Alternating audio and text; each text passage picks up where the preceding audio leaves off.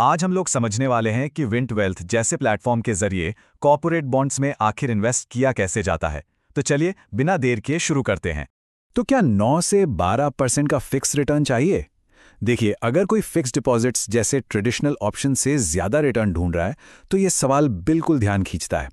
भाई, हर इन्वेस्टर चाहता है कि उसके पोर्टफोलियो में स्टेबिलिटी भी हो और अच्छी ग्रोथ भी, है ना? और यहीं पर कॉर्पोरेट बॉन्ड्स एक बहुत बड़ा रोल प्ले कर सकते हैं। तो सबसे पहले ये कॉर्पोरेट बॉन्ड आखिर होता क्या है, एकदम आसान भाषा में समझते हैं। सोचिए, किसी कंपनी को पैसों की जरूरत है, तो वो क्या करती है? वो आम लोगों से, मतलब इन्वेस्टर्स से एक तरह का लोन लेती है, और इस लोन के बदले में कंपनी इन्वेस्टर्स को रेगुलरली इंटरेस्ट यानी ब्याज देती रहती है, और जब टाइम पूरा हो जाता है तो असली पैसा यानी प्रिंसिपल अमाउंट वापस कर देती है। बस इतना ही सिंपल है। ओके, तो अब बात करते हैं उस प्लेटफॉर्म की जिसके बारे में हम आज चर्चा कर रहे हैं, विंट वेल्थ। अब ये है क्या? ये बेसिकली एक ऐसा प्लेटफॉर्म है जो सेकेंडरी मार्केट कॉर्पोरेट बॉन्ड्स में डील करता है, और इसी वजह से ये हम जैसे रिटेल इन्वेस्टर्स के लिए काफी आसान हो जाता है। लेकिन सबसे बड़ा सवाल, क्या यहाँ इन्वेस्टमेंट सेफ है? और मान लीजिए अगर ये प्लेटफॉर्म ही बंद हो गया तो? देखिए, किसी भी नए प्लेटफॉर्म पर पैसा लगाने से पहले ये सवाल मन में आना ही चाहिए, और ये बहुत जरूरी सवाल है जिसका जवाब जानना ही चाहिए। तो इसका जवाब है हाँ, आपका इन्वेस्टमेंट सेफ रहता है। कैसे? पहली बात, विंट वेल्थ एक सेबी रजिस्टर्ड ब्रोकर है। पर सबसे जरूरी बात यह है कि जो भी बॉन्ड्स खरीदे जाते हैं वो विंट वेल्थ के पास नहीं रहते। वो सीधे आपके अपने डीमैट अकाउंट में जाते हैं, चाहे वो एनएसडीएल का हो या सीडीएसएल का।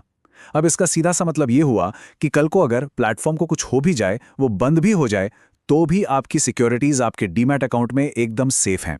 और अच्छी बात यह है कि अकाउंट खोलने का कोई चार्ज नहीं है, कोई एएमसी भी नहीं। चलिए अब ये समझते हैं कि इस पर अपना अकाउंट खोलकर शुरुआत कैसे करें। पहला स्टेप है अकाउंट ओपनिंग, और प्रोसेस सच कहूं तो काफी सीधा साधा है। ये पूरा केवाईसी प्रोसेस 5 स्टेप्स में हो जाता है। स्टेप 1, आपको अपना मोबाइल और ईमेल ओटीपी से वेरीफाई करना है। स्टेप 2, अपनी पर्सनल और बैंक डिटेल्स डालनी है। स्टेप 3, एक सेल्फी और डिजिटल सिग्नेचर अपलोड करना है। फिर स्टेप 4 में डिजिलॉकर के जरिए आपका आधार और पैन वेरीफाई होगा। और बस आखिरी स्टेप में अकाउंट ओपनिंग फॉर्म को ई साइन करना है और आपका काम हो गया। ठीक है, तो अकाउंट खुल गया। अब इन्वेस्टमेंट करने के 2 मेन तरीके हैं। एक है लमसम यानी एक बार में पैसा लगाना, और दूसरा है एसआईपी यानी सिस्टमैटिक इन्वेस्टमेंट प्लान। चलिए जरा इन दोनों को कंपेयर करके देखते हैं। अब इन दोनों में फर्क क्या क्या है वो देख लेते हैं। लमसम में आप कम से कम 1000 रुपए से भी शुरू कर सकते हैं, और सबसे बड़ी बात, आप अपने बॉन्ड्स खुद चुनते हैं। हाँ, इसमें करीब करीब 0.5% का ब्रोकरेज लगता है। दूसरी तरफ है एसआईपी, जिसमें मिनिमम इन्वेस्टमेंट है 10,000 रुपए महीना, और यहां पर बॉन्ड आप नहीं चुनते, विंट वेल्थ की टीम आपके लिए चुनती है। इसका एक फायदा यह है कि फिलहाल ये ब्रोकरेज फ्री चल रहा है। तो यहां पर एक जरूरी बात समझनी होगी। एसआईपी की जो सहूलियत है और जो फीस में छूट मिल रही है, उसका एक ट्रेड ऑफ है। वो ये कि आप अपने इन्वेस्टमेंट का कंट्रोल प्लेटफॉर्म के एक्सपर्ट्स को दे देते हैं, और इसमें अक्सर देखा गया है कि रिटर्न को रेटिंग से ज्यादा तवज्जो दी जाती है, जिसका मतलब है कि रिस्क थोड़ा सा बढ़ जाता है। ओके, अब आते हैं इस पूरी बातचीत के सबसे जरूरी हिस्से पर कि आखिर एक अच्छा बॉन्ड चुने तो चुने कैसे। एक समझदारी भरा इन्वेस्टमेंट करने के लिए कुछ चीजों पर ध्यान देना बहुत जरूरी है। किसी भी बॉन्ड को चुनते वक्त जो पहली और सबसे जरूरी चीज देखनी है वो है उसकी क्रेडिट रेटिंग। अब ये रेटिंग क्या है? ये बस कंपनी की फाइनेंशियल हेल्थ और उसके लोन चुकाने की कैपेसिटी का एक स्कोर कार्ड है। सीधी सी बात है, जितनी बढ़िया रेटिंग उतना कम रिस्क। और ये टेबल रिस्क और रिटर्न के इसी कनेक्शन को बहुत अच्छे से दिखाता है। देखिए, जहां AAA जैसी टॉप क्लास सबसे सेफ रेटिंग वाले बॉन्ड्स हैं, वहां आपको 7 से 8% का रिटर्न मिलता है।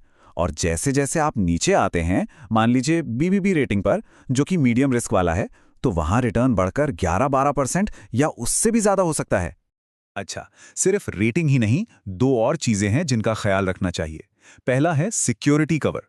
हमेशा कोशिश करें कि सिक्योर्ड बॉन्ड्स चुनें, क्योंकि इनके पीछे कंपनी का कोई ना कोई एसेट होता है, मतलब डिफॉल्ट होने पर एक सेफ्टी रहती है। और दूसरी चीज है कंपनी की फाइनेंशियल हेल्थ, मतलब उसकी नेटवर्थ कितनी है, प्रॉफिट आफ्टर टैक्स यानी PAT कितना है, ये सब जरूर देखें। और ये सारा डेटा आपको प्लेटफॉर्म पर ही मिल जाता है। ठीक है, तो कोई भी इन्वेस्टमेंट फाइनल करने से पहले ये जानना भी बहुत ज़रूरी है कि उसमें रिस्क क्या हैं और चार्जेस क्या लगेंगे।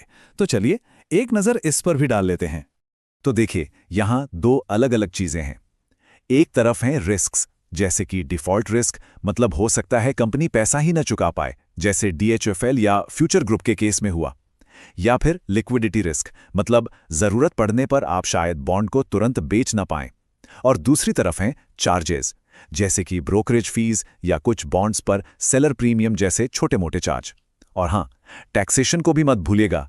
जो भी इंटरेस्ट मिलेगा उस पर आपके इनकम टैक्स स्लैब के हिसाब से टैक्स लगेगा और 10% का TDS भी कटेगा।